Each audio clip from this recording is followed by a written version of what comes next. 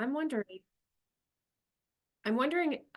what you're hoping to learn out of this. And so if you wouldn't mind just writing in the chat something that you were hoping that you would get out of this talk by attending it. So I'll give a few seconds for anybody to write in, what you were hoping. So I can make sure if I can to cover it. And then as Erin said, if you have questions, you can put them in the chat as you think of them, and then we'll address them at the end of the presentation. So yeah, so if you have anything that you're hoping to learn, why you signed up, that would be great. So container gardening is, everybody I think pretty much knows what that means, but I do want to just mention about the Ambler Arboretum for those of you who don't know. So I'm the director of the Ambler Arboretum, and the Arboretum is the entire Ambler campus of Temple University located in Upper Dublin. And we are open for free to the public 7 days a week from sunrise to sunset. We are a public botanical garden. You're welcome to come and visit with your dog. We have workshops and programs going on throughout the year. You can find out about us at arboretum.temple.edu. You can find our website and all of the workshops and programs and events that we have going on, including, for example, like one we're doing tonight with the Ambler Theater, where we are partnering up with a showing of The Secret Garden in 35mm tonight at the Ambler Theater. So we have all kinds of things going on. So I welcome you to come and explore. If she was a juror. But so for that reason. So tonight we're talking about sorry, I'm just making sure everybody's muted. Today we're talking about container gardening. And so container gardening, as you probably know, refers to the practice of cultivating plants in pots, tubs, or other containers instead of directly in the ground or in raised beds. Although I'm going to talk a little bit about raised beds today just because they are kind of like containers. So just going to talk about them briefly if we have time, but otherwise this is what we're talking about. And so here's an example of a window box. So we're going to go over all the considerations of planting in containers. Oh, good. I have some chats. Soil selection, growing conditions, flowers, fruits. How often do you change the soil? Would love to know how to get my flowers. Containers for pollinators. Dogwood and eastern redbud in a pot. Okay, so great. I think that I have most of these answered. And so, but if I don't, we'll get to them at the end as well. So that's generally what container gardening is, just gardening in something that's not directly into the soil, into the ground. And so there's a lot of variation in container gardens. And so container gardening allows for food, flower, herb production, fruit production in areas where maybe traditional gardens aren't possible. I spent a good amount of time, almost 10 years, working in Newark, New Jersey, doing school gardening, community gardening, working with residents to green up their neighborhoods. And so you could probably imagine there were many types of gardens and containers for gardening and all different ways that people wanted to bring green or fresh fruits and vegetables into their lives. And so we saw all different types of container gardening, as well as gardening directly into the ground.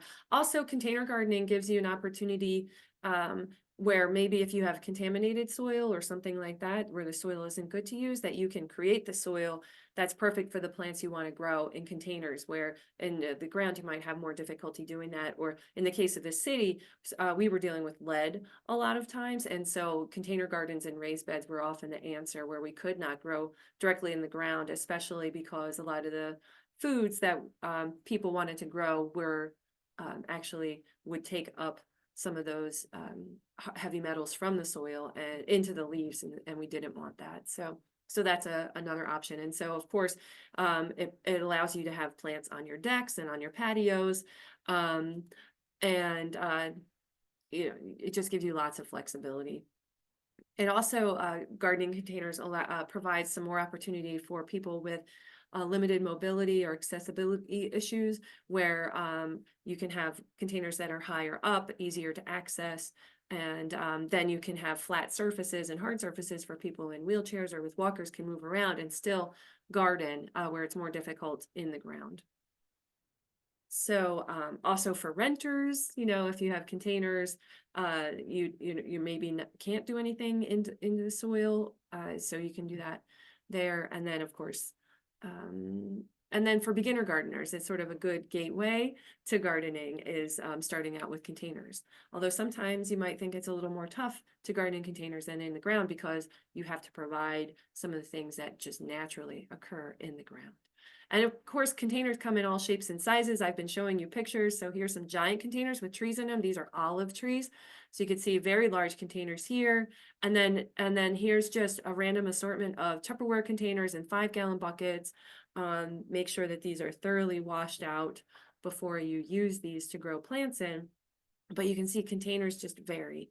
And I used to see a lot of this in the city, growing in tires, whatever people had around that they could use to hold soil, people would grow in. And you do want to be aware of whatever you're using for a container, especially if you're growing food in it, what it used to have in it. So at some points, people just are using whatever they have available to them. They're not really concerned, but if you can, you just want to make sure you're aware of what chemicals or might leach into the soil from the container that you're using, or if it's dirty, something like that. You just want to have it as clean and as possible.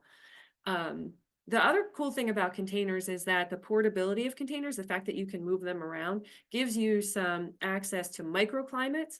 So you can take advantage of very warm spaces that maybe you can't plant in the ground, but maybe you have a really warm, sunny space that you could get away with growing some really cool plants that you couldn't grow in the soil in your garden. Same thing with shaded areas or cooler areas. You can choose plants that maybe wouldn't grow in the other spots. So there's lots of reasons and lots of opportunity for growing in containers. And so we have traditional containers, right? So we have these just general.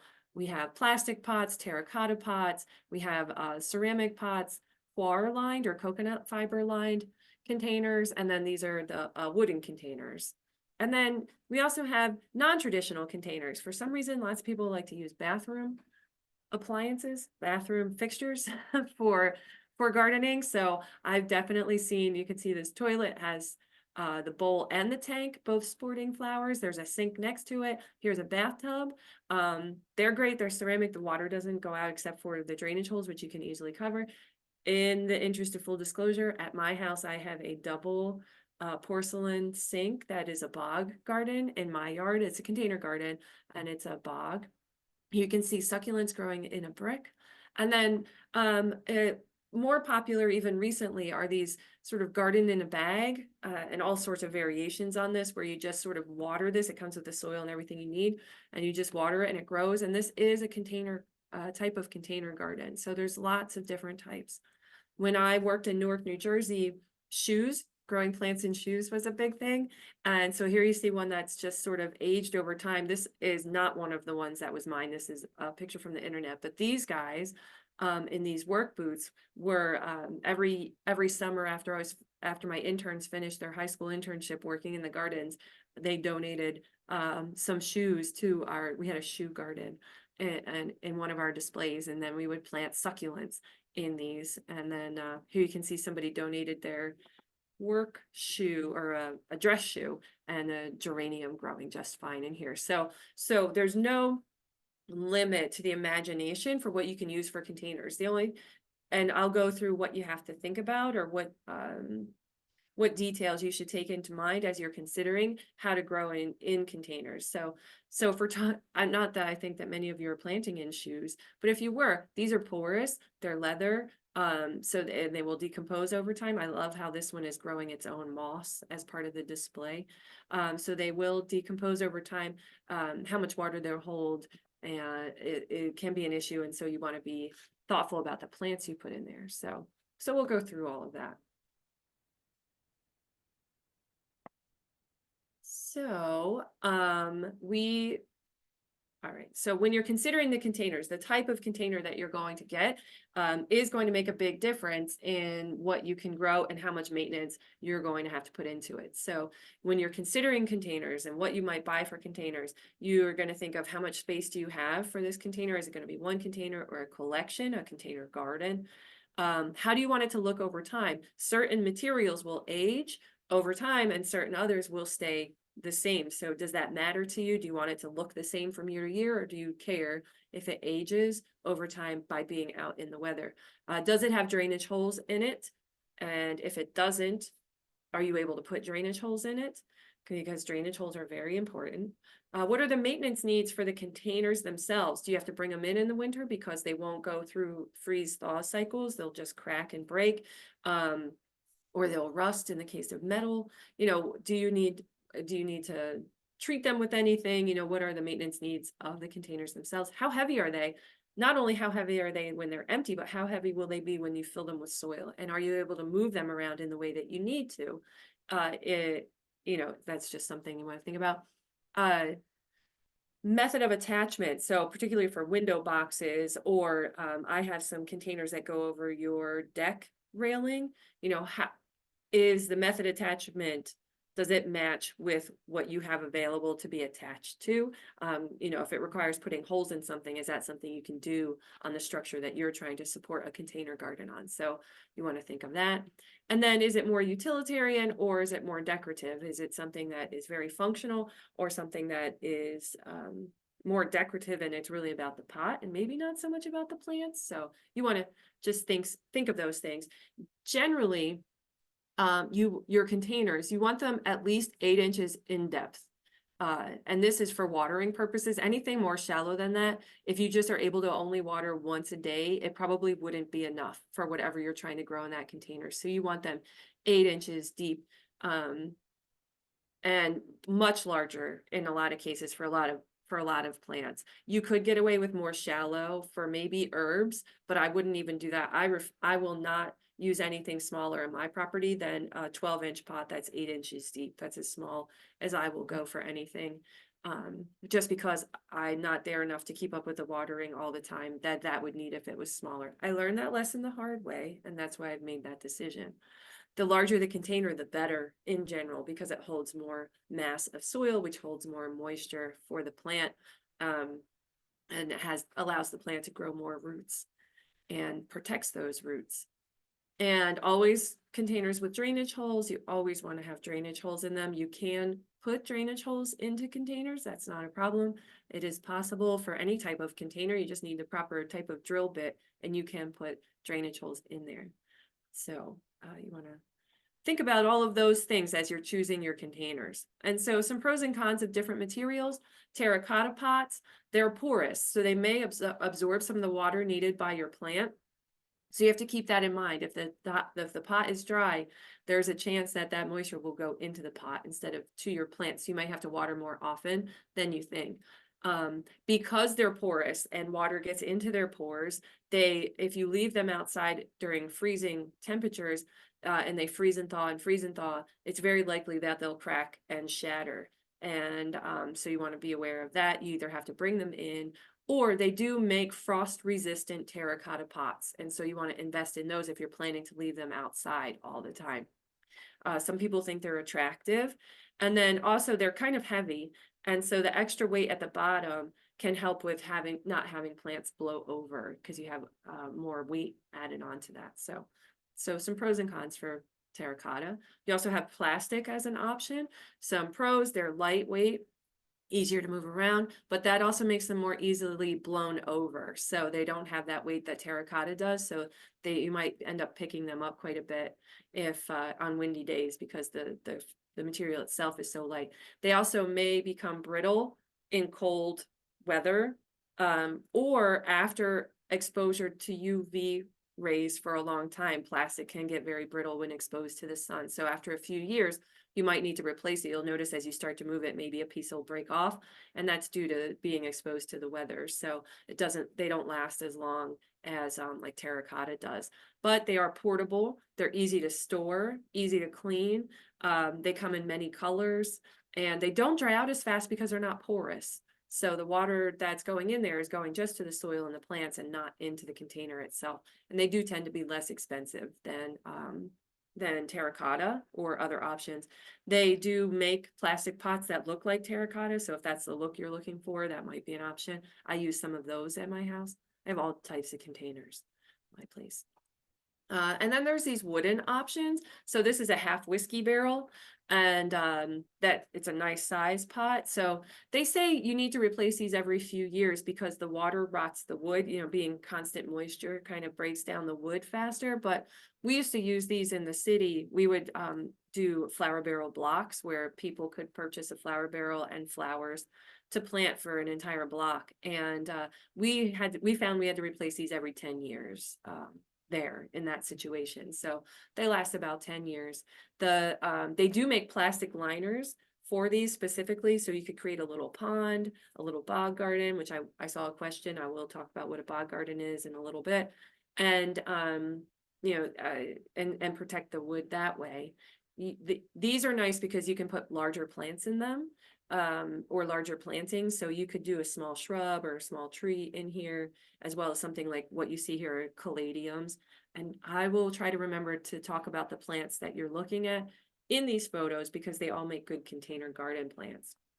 And then it's nice wood. So has insulating properties. In the summer, it helps keep the roots from overheating. In the summer, it helps keep moisture staying a little bit longer. You don't have to water them as often.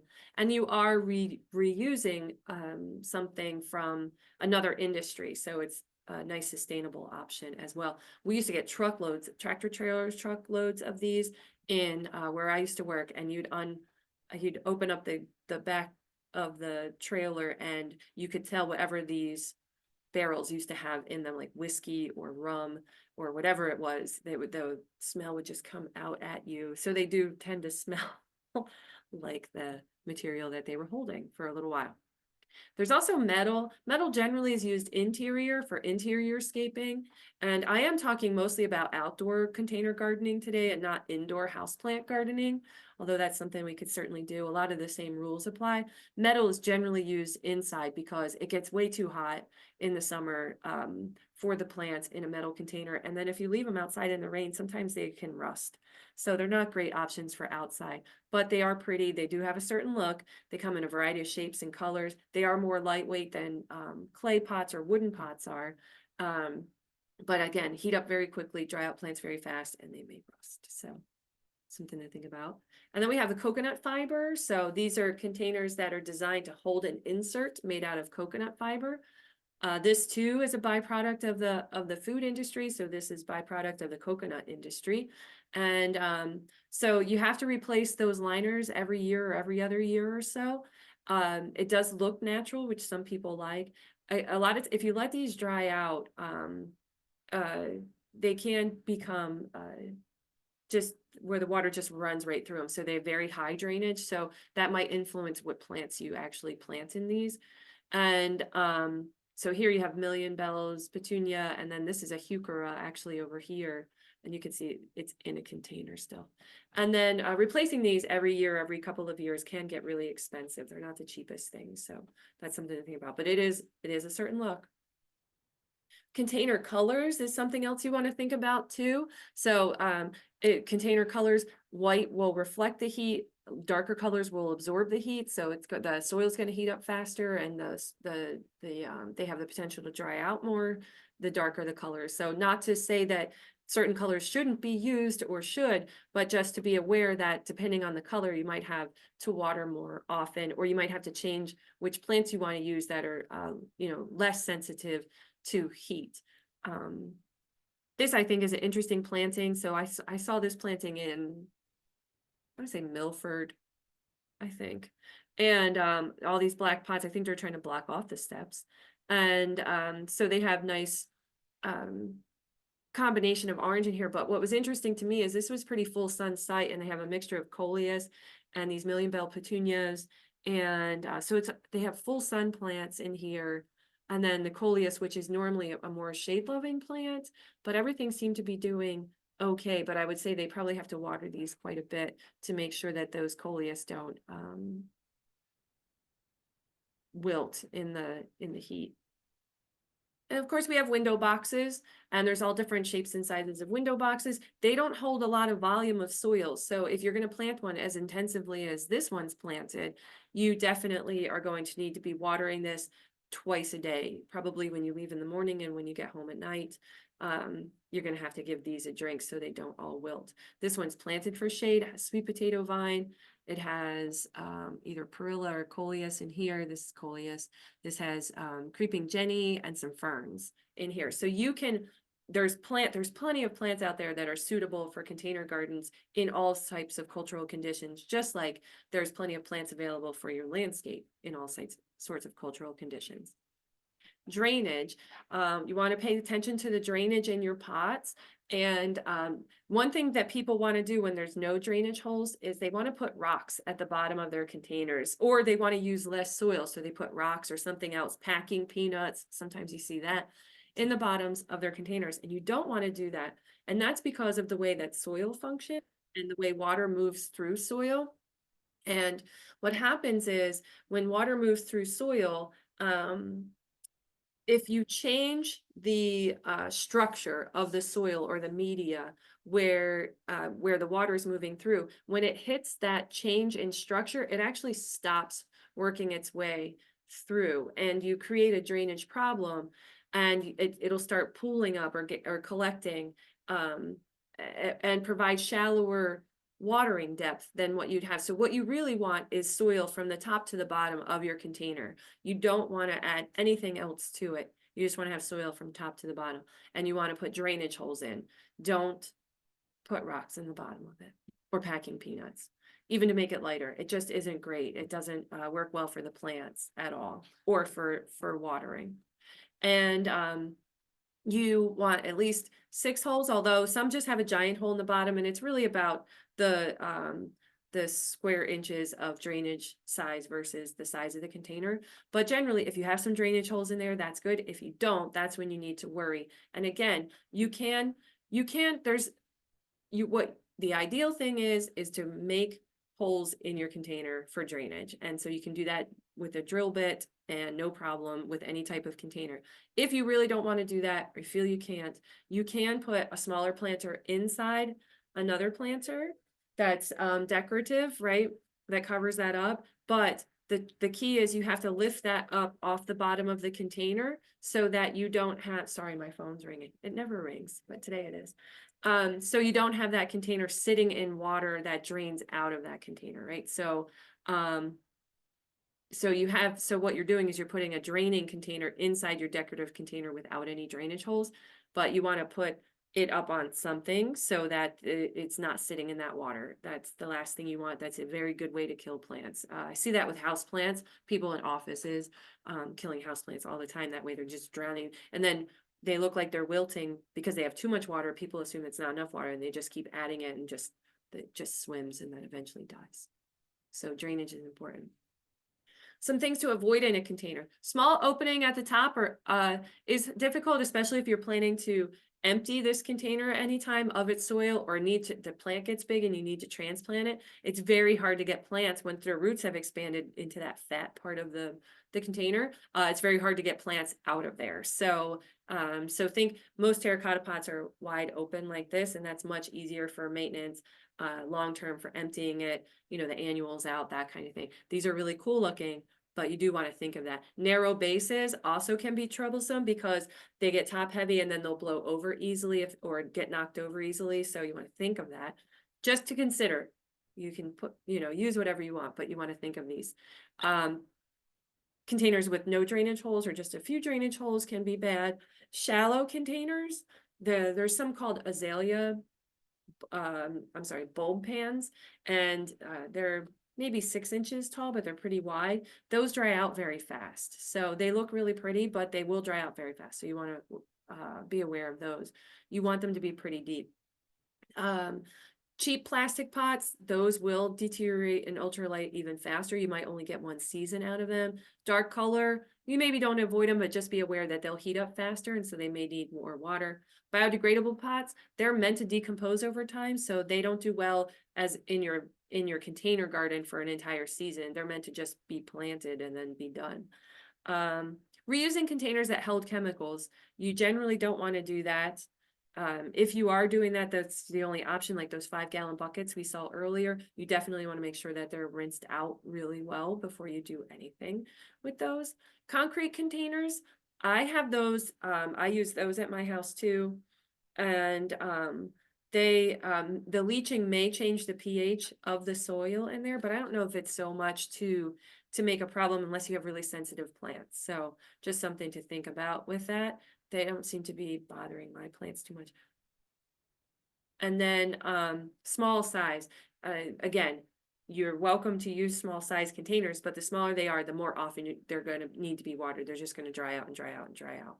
So, or make sure you're choosing plants that don't mind being dry if you're planting them in really small containers. I found it tedious, and so I put a ban on small containers, except for in house plants. Then I use them because they don't dry out as fast. Right? So, when it comes to soils, so generally when we're using containers, even outside, very rarely are you using something that has a lot of soil in it. If you're using these soil mixes, these potting mixes and planting mix, and they are generally soil-less. And so they're a peat-based mix, they're lightweight, they're sterile, and a lot of times they have nutrients in them. It's really, we're going to talk about fertilizing your containers, but it's really important that you figure out a way to introduce nutrients into your container garden. But the soilless mix, nice and lightweight, not necessarily sustainable because often they're peat-based, but you can find coir or coconut fiber-based potting mix, which would work as well. Garden soil, sometimes you'll see a bag called garden soil. That's usually a bad choice. That's usually generally heavy, and frequent watering causes it to compact into a brick-like mass. And so you don't want to use that unless you mix it with compost of some sort. And you could even mix your soilless mix with compost of some sort, which introduces nutrients into it and gives a little more substance to the soil. So these container mixes that they sell in the stores are just fine. There's a local to us, Organic Mechanic, has organic potting mixes that you can use, but I think it's important to know that the potting mixes generally are not soil. They're peat-based with perlite or vermiculite or some other material in there that helps with holding water and also maintaining its lightness and keeping it from being compacted. What's important to note about these container mixes, if it is a peat-based potting mix, if it dries out, it becomes water repellent. And so you need to maintain moisture in there.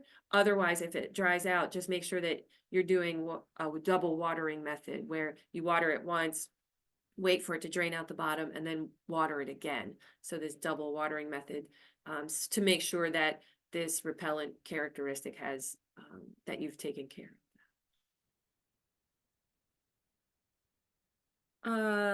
Fertilizing your containers. So nutrients leach with frequent watering. So, and then the soilless mixes, they have some nutrients in there, but they go away over time. Either it's used up by the plant or it's leached out of the soil from watering. And our plants, of course, are stuck in that pot. They can't send their roots out to go get more nutrients somewhere.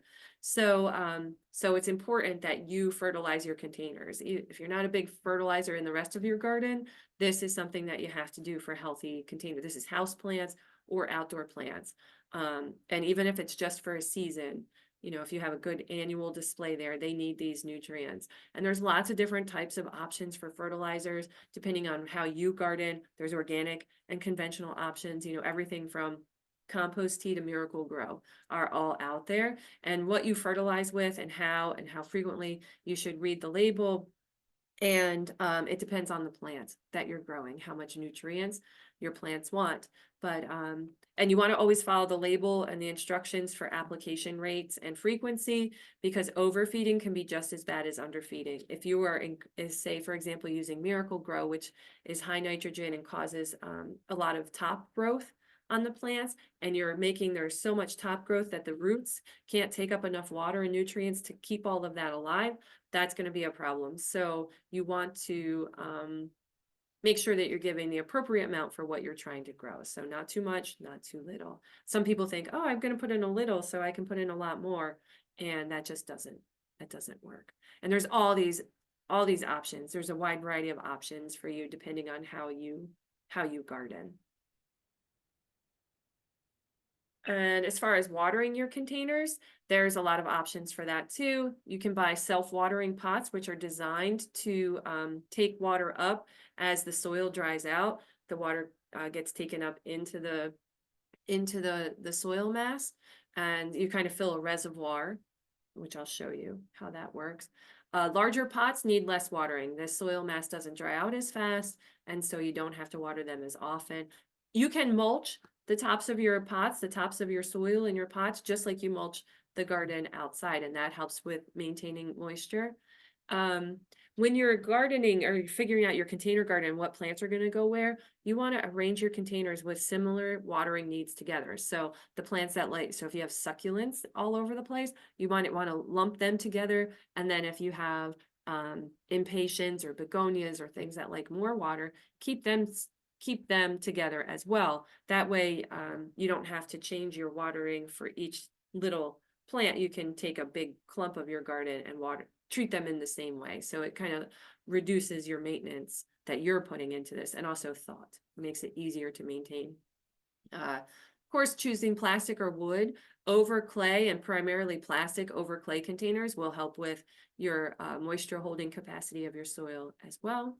And then there's this material called Soil Moist. I don't know how many of you have heard of this. These are the granules, and they're very similar to the material that's in a diaper that absorbs the moisture in a diaper. And so basically what they do is they absorb and release water in your soil. So to use these, and there's instructions for how much per volume of soil you're using, but you basically take these, you put them in a cup or a bucket, and you add water to them until they're completely soaked. They're little crystals or granules until they're completely soaked and they've expanded in size and they kind of feel like jelly. And then you mix them in with your soil, and then you put that soil in a pot, and then you plant your plants. And what happens is, as that soil dries out, the water that is in these granules goes into the soil, right? And so it makes more moisture available to the plants. And then when it gets watered, then these reabsorb the moisture. And so they're like little reservoirs of water for your plants in there. And so some people swear by them. They use it in all of their containers, and some people even use them in like street tree wells and things like that. The key is, when you're using these, to make sure that you add water to them beforehand and then mix them into the soil. If you just put dry crystals in with your soil and then plant everything and then water them, they expand and it'll push everything up and out because of how much bigger they get. So that's a little trick to remember. So that is an option as well. So here's an example of a self-watering pot. This is the reservoir here, and how you fill in here, and then the water gets absorbed up into the soil. You should not let your pot sit in saucers where water is going to sit a lot.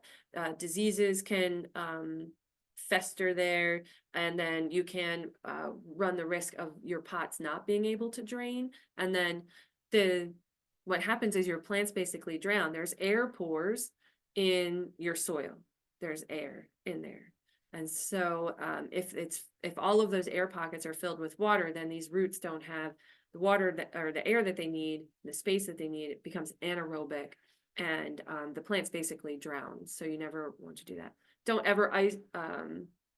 water with icy cold water. That can stress the plants. In fact, here at the Arboretum, if you have an event here and it involves like ice and coolers or whatever, that we don't let you're not allowed to dump the ice on our plants at all, because that could cause big problems with our plants, shocking them. So you want to not do that. Water deeply, just like you do outside in the gardens, in the ground. You want to water deeply, no shallow watering. So this double watering is really important. So you take you water it until you see water come out of the bottom. You go away, you water some other plants, you come back and you water it again. And that ensures that the roots are going to go like you see in this container, all the way down to the bottom of the container and not just hanging out at the surface, which dries out first. If you just water it a little bit, all those roots are going to hang out at the surface. And then, of course, that's the area that dries out first. And then you have created a very drought susceptible plant. If you water deeply, you've created a very drought resistant plant. So because those roots down at the bottom are protected from that drying out of the surface layer.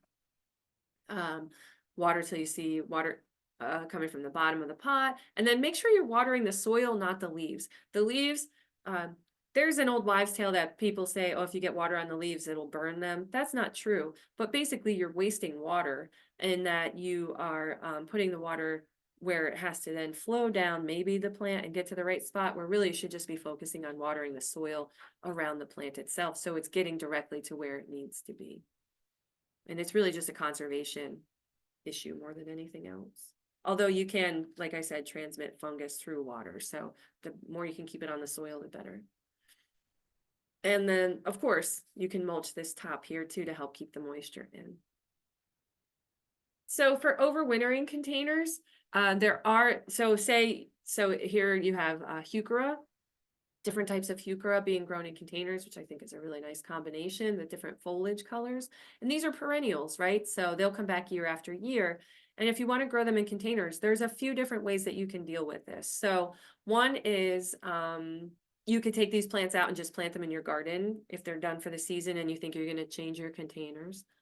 Another is that you can lump your pots together in a protected area of a patio or a garage and kind of cover them up with mulch or straw or something like that to protect them from freezing and thawing. Basically what you're trying to do if you're trying to overwinter containers is to protect them from freeze-thaw cycle. But it's important in the case of heucheras and other perennials, they need to go through a winter in order to trigger flowers blooming and leaf emergence and all of that stuff. They need to have a winter, so they need to get cold, but you want to protect them from that freeze thaw. So as much as you can insulate them, the better. So bundling them up, kind of pushing them all together and then covering them with mulch is a way to do that. You can put them in an unheated garage or outbuilding. That will work too, but also with some protection to protect from that freeze thaw. Or what I've done in the past too is if you have a yard, you dig a hole and you can bury these containers in that hole. Just plant them, but leave them in the container, and then you can pop them out when you're ready. You'll have to clean them off, but when you're ready to display them again in the spring, and the soil mass around them in the ground keeps them from freezing and thawing and freezing and thawing. Again, you might want to put some mulch or protection, some straw or something. Leaves, if you have a lot of leaves, that's a great option too around them. So a bunch of options for you for overwintering containers. If you are thinking that you want to overwinter containers, you want to choose plants that are hardy to zones colder than us. So maybe zone 5 or 2 or 3 zones colder than we are. So zones 5, zones 4. So pick plants that are tolerant of those really cold, freezing conditions. If you're going to, if they're plants that are just on the cusp of hardiness here, so maybe it's hardy zone 6 to 8, may not do as well overwintering in containers as something that's more that's tougher and would be found in colder climates. So that's something to think about as well.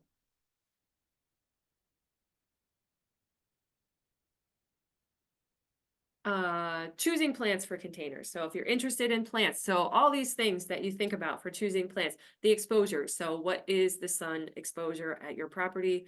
The full sun, part sun, east, west, north, south, all of that. Plant size, pot size. So are you thinking of a plant that you need a container for, or do you have a container and you're looking for plants? Those are two things to think about or to go about designing your container garden. The colors that you like, the textures of the flowers, seasonal interests. So containers at the Arboretum, we change our containers,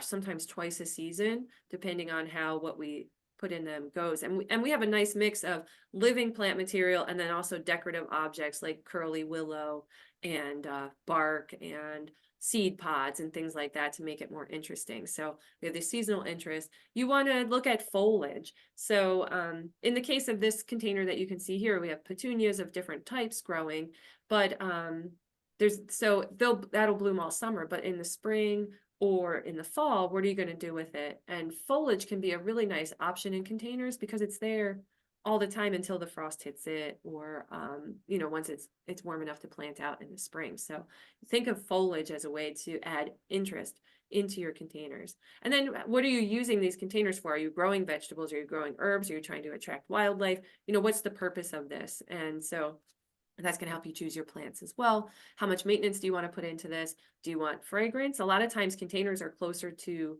entrances or exits or places where people sit. And so maybe you want more fragrance in these than you would have in the rest of your garden?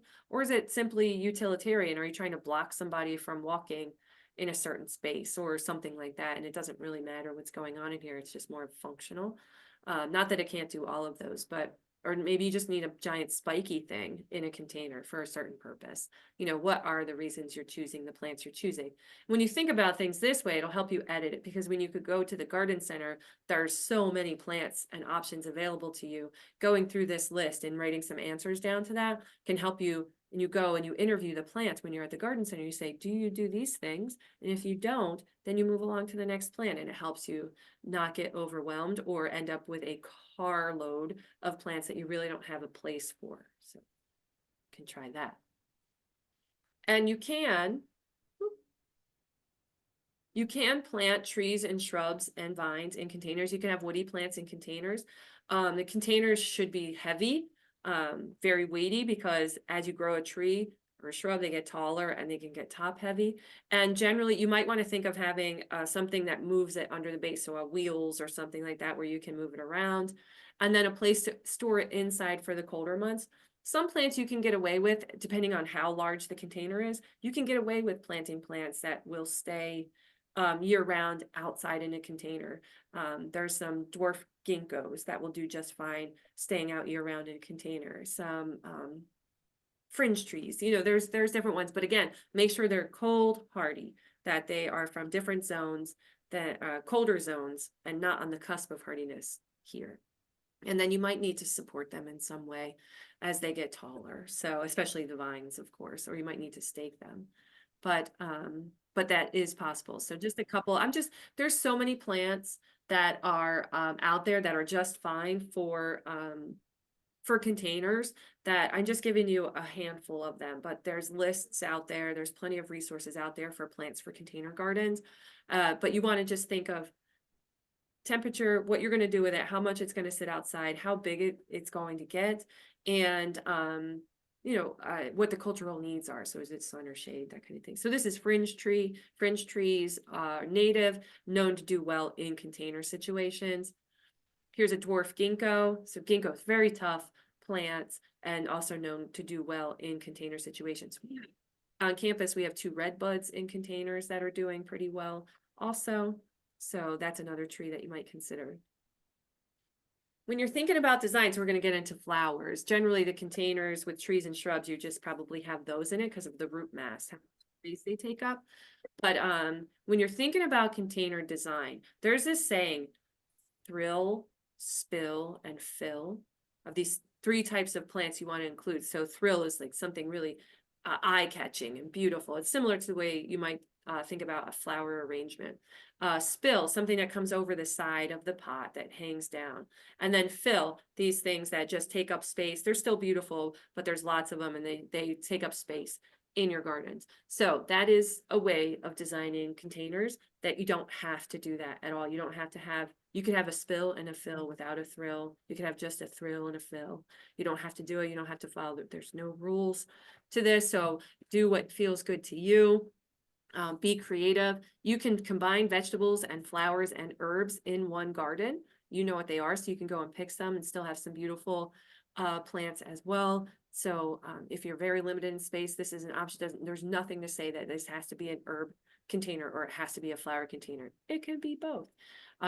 Experiment with unique color combinations and what's good and interesting for you. You can vary the height. That gives interest as somebody's taking in your container, the eye moves and it follows patterns. And so you can include a little pattern or a little way of getting somebody's eye to move to look at the container. And then you do want to remember balance and scale. So if you have a tiny little pot with a great big plant, it's going to fall over and it's going to look funny. So you want to make sure you remember those things when you're planting. And so I'm just going to show you some pictures of some containers for inspiration and just to show you the different ways that people design. So this is and to talk about the fact that a lot of places now, because so many people are gardening in small areas on balconies and in apartments, there's a ton of plants being bred for container gardening. So dwarf, compact, very small plants. I can think there's blueberries that are designed for containers now, all kinds of things. So this in particular, this is a small Monarda, a bee balm that has been bred for container gardening. So you can see that, and it's just that plant and that's it. And it's beautiful. It doesn't need a whole bunch of other stuff in it. It just looks really pretty, just like that.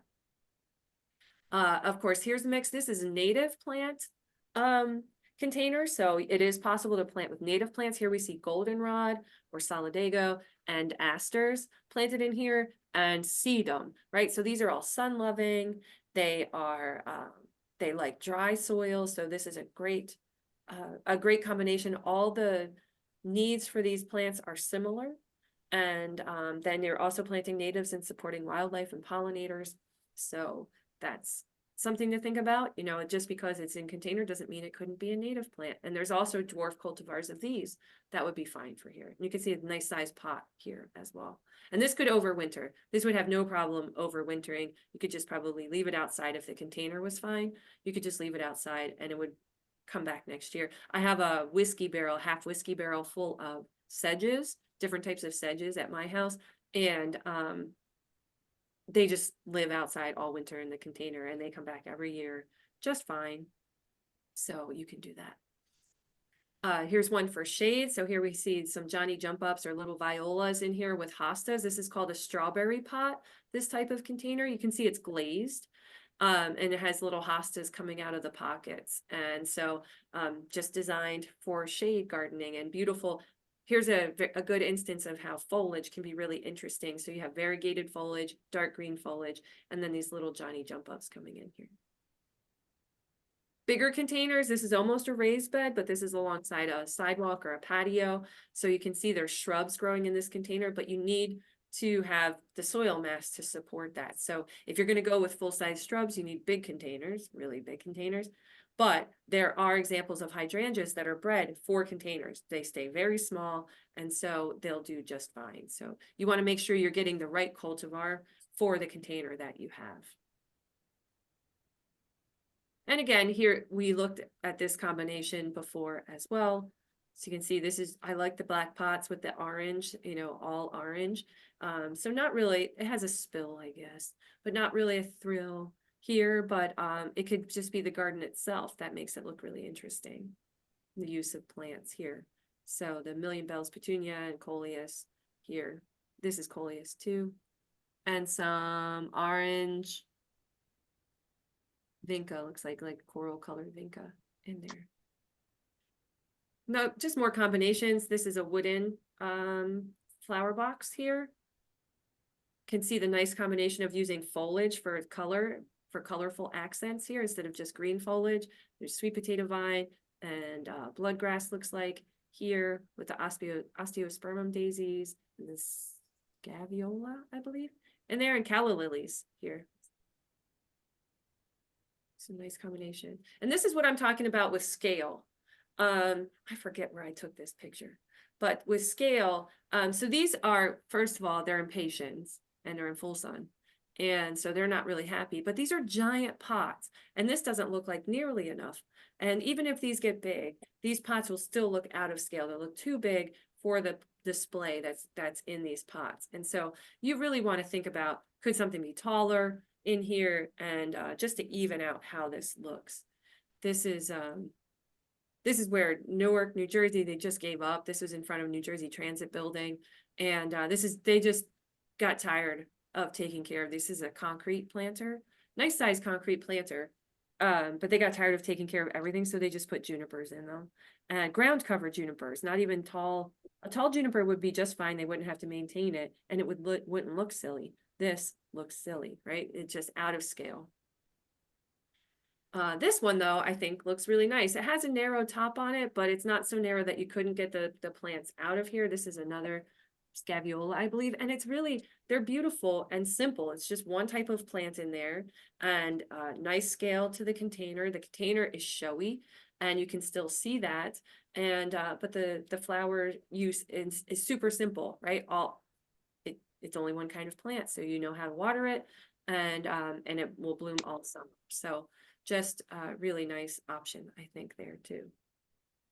So in this area where I used to work in Newark, we also had a pond, and we did these container gardens, and these are bog gardens. So bogs are gardens that are wet, but you're not trying to make a pond. They slowly drain out. So basically what you do is you take a container. You can see these are all ceramic,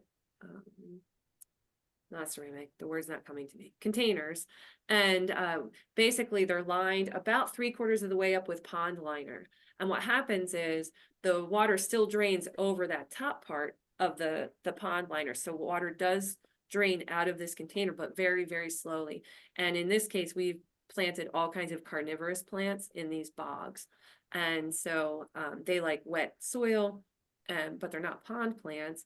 And so we were putting these on display in these bogs like this. So you can manipulate your container to grow almost any kind of condition that you want, any special plants that you want to grow. You can create your own little habitat here. So I encourage you to think about that as well. And then as far as some good container plants, I'm just going to throw some out there at you. These are annuals. Sweet potato vine, which is the chartreuse one here on the left side of the right-hand container. And then licorice plants, which is this bluish green looking one. These are the spillers, right, that come over the edge. Both of these are easy to propagate, and you could keep using them throughout the year. So good options. They're both, this will take shade or sun. Wave petunias here, geraniums make excellent container plants as well. Super easy to grow. Don't mind drying out in this case. For shade, Taurinia is a nice container plant. This will need watering though, so you want to make sure it has plenty of moisture with this. And then lantana, I love lantana, and it is tough. It tolerates dry. It blooms all summer. Hummingbirds love it. It's just a really great plant, and you could get it, and it just need. They have all these colors on one flower, so it's like you have a bunch of different types of flowers, but it's just one plant. And there's all different varieties of this, so you could get pink or white or red or this orangey mix, and just really tough plant. Herbs are always a good option too for containers. So any kind of herb really will do well in containers. Herbs are generally tough plants, and if you're dealing with plants like rosemary, which aren't reliably hardy in this area, it gives you a way to take it inside so it doesn't die over the winter. Although with our winters lately, we're having no trouble with our rosemary overwintering in our herb gardens outside. And so raised beds are kind of like containers. They're big containers, although these kind of grow in the ground, but similar in that when they're raised up, just something to think about. When they're raised up, the soil warms up faster and dries out faster. So you have to keep that in mind as well when you're gardening in raised beds too. Some more raised beds. Now these, they have a lot of soil here, access to a lot of soil for these plants, and these plants aren't going into the ground level. So they're basically into the native soil. So they're basically containers. There's big containers, raised beds. And then again, metal beds, these are going to dry out faster. They're going to get really hot. This is a trend now that you probably have been seeing around. People are making raised beds with galvanized metal or using these horse troughs for raised beds, which is fine. You can use them, but you just need to keep in mind that they're going to get really hot and dry out faster, which some plants like tomatoes, they don't mind that at all. Examples of raised beds too. And then of course we have people are creative. So here's an example of container gardens. There's some issues and concerns with this. The sun can get in, so any roots that push through the soil are going to have trouble in here. This is a small amount of soil, and so they're going to dry out very fast, but it is a great reuse of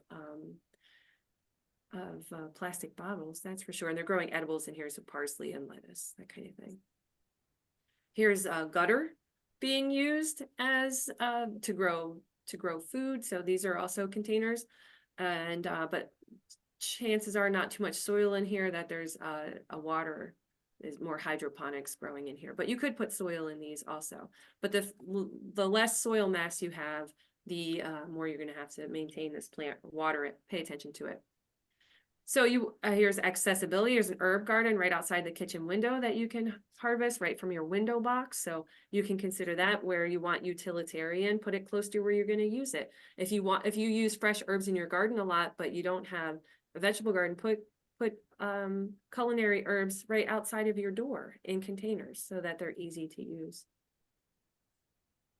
Just more examples. This is a vegetable garden on somebody's porch. Same here. Veggie garden on the porch, right? And be creative and get the little ones involved maybe. So here's a little plastic truck of petunias. And so with that, I'm going to answer the questions that you had. And I know that's a lot pretty fast, but let me see. I'm going to stop sharing. And then I'm going to try and do the chat here, maybe.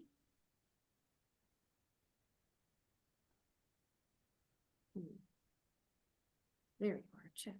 Okay, so there's a lot of questions. So planting schemes that incorporate both sun and shade at different times of the day, that you're going to have to look into your plant materials. So you wouldn't put sun plants and shade plants in there. You would put in plants both. You would only pick plants that would tolerate both of those conditions at one time. Trying to think of an example of one that would do that. I will think of it, but there's plenty of plants that'll tolerate sun and shade, or a little bit of shade and a lot of sun or whatever. So you're just going to do that. So you don't want some plants that are sun and some plants that are shade. They need to tolerate both. Veggies other than tomatoes that work in a container, there's tons of them, and a lot of the leafy vegetables will do great in containers. I've grown peppers in containers with no problem, especially cherry peppers, smaller peppers, cherry tomatoes, those kinds of things will do really well in containers. I've even done cucumbers in containers. They're my spiller in a container, so you can do that. So definitely they will work. Best soil mix to use, I think we covered that. Dogwood and eastern redbuds in a pot. Hopefully that helped. You can use native plants for pollinators. So anything you would put in a garden, just look for those dwarf cultivars, those dwarf sizes. How often do you change the soil in the container is a good question. So you don't need to change it. The biggest problems that you would have is if you have diseases or a huge pest problem in your containers, then you might want to change the soil out. And you want to make sure the nutrients are always available there. So you can either do that by top dressing with compost or using compost tea or any of those fertilizers. But really, it's the nutrient availability of the soil that you're most worried about. So, so make sure that's available. So the only time I would really consider changing it out is if it got a lot of diseases or pests in it. Then I would change it. But otherwise, you just keep adding nutrients and organic matter, and you're fine. Let's see. A potted lemon tree, which looks very droopy right now and losing leaves. 30 lemons in the fall. Not sure what's wrong at the moment. I might need more information about that. There could be a lot of possibilities. So does growing shrubs keep plants smaller? Sort of, where the nutrient availability is less, the water availability is less, and the root space is less. So plants are going to be kept a little bit smaller, but what will happen is they'll get root bound. These plants in smaller containers will get root bound. So you actually are going to do like a giant bonsai of them. And eventually you'll have to take them out, cut their roots back, and then put them back in that pot if that's as big as you want that pot to be or those plants to be. And that'll help keep them smaller. And you can do that, and that's not a problem, to keep bigger plants in smaller containers. And generally you with bigger plants, you need big containers. You want to have a good mass of soil around the root system. So you're looking for, I should have a calculation for that. So but you're looking for as big a container as you can do, as you can manage for trees and shrubs, because you need that insulation, that protection from the edges of the container from the roots, because even if they're not going through freezing and thawing, they're still heating up, and you just want to have that insulated protection. So you need a big container for shrubs and trees. Let's see. Oh, watering the leaves if you have bugs is fine. That's washing them off, sometimes into the soil. But yeah, you're cleaning off. That's mechanical control of insects, and watering the leaves to do that is just fine. A bit of soil with worm and bat casings, yes, that will help. That is definitely a good fertilizer for your plants. That's fine. Okay, I think I got to everyone. So thank you very much, everybody. I really appreciate you being here. I hope to see you in the gardens and at some of our activities, and we have a field trip coming up for